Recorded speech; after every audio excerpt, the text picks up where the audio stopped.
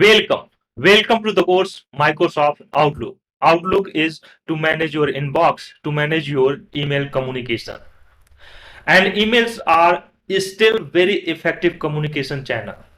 Whether you want to communicate with your client, whether you want to communicate with your employee, whether you want to communicate with your distributor or partners, you can't ignore emails. But over the time, if you are getting lots of emails from all other sources and you are not able to organize, you will find it quite messy.